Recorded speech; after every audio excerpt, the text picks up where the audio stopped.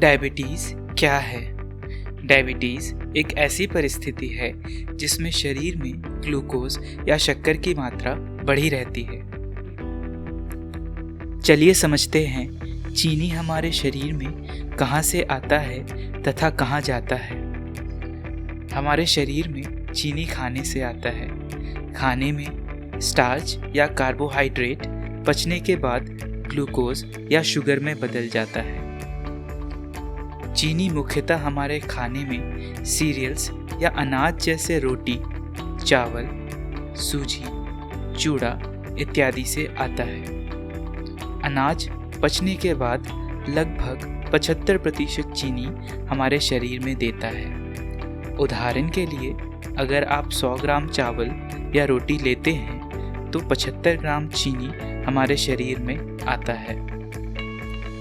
अगर हम एक भारतीय प्लेट की कल्पना करें जहां 3 छोटे गेहूं की बनी हुई रोटी जिसका कुल वजन 100 ग्राम हो, 1 कटोरी दाल जिसका कुल वजन 30 ग्राम हो और 1 कटोरी सब्जी और सलाद लेते हैं तो इसमें लगभग 75 ग्राम चीनी रोटी से ही आ जाती है।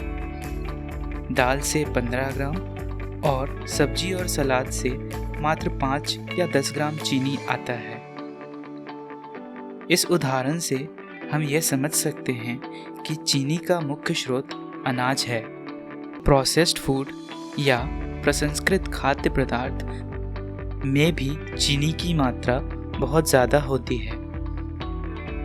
चीनी, मैदा, बिस्किट, पाव रोटी, bread, soft drinks, noodles, pasta, chocolate, ice cream, pizza, burger, cornflakes बहुत ही ज़्यादा प्रोसेसिंग से बनते हैं और इन सभी में चीनी की मात्रा ज़्यादा होती है और ये पचने के बाद हमारे शरीर में बहुत ज़्यादा और बहुत तेज़ी के साथ चीनी को बढ़ाता है।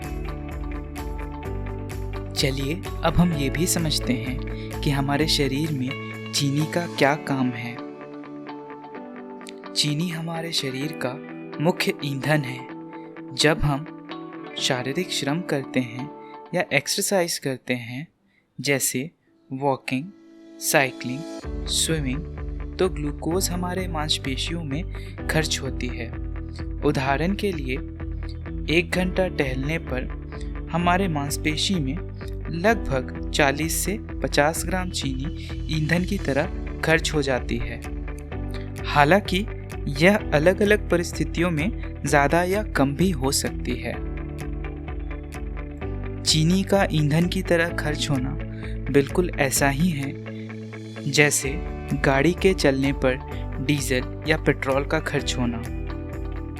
अगर हमें शरीर में चीनी कम करनी है तो कार्बोहाइड्रेट कम करना होगा तथा शारीरिक श्रम को बढ़ाना होगा।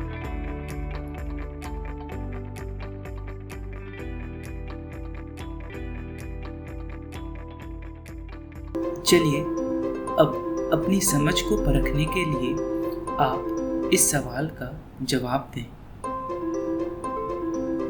शारीरिक श्रम से चीनी की मात्रा कम क्यों होती है? पहला, पैनक्रियाज से इंसुलिन का ज़्यादा मात्रा में बनना। दूसरा, चीनी का मांसपेशी में ईंधन की तरह खर्च होना। तीसरा, पसीने से चीनी का निकलना। और चौथा, शारीरिक श्रम से रक्त प्रवाह बढ़ने के कारण।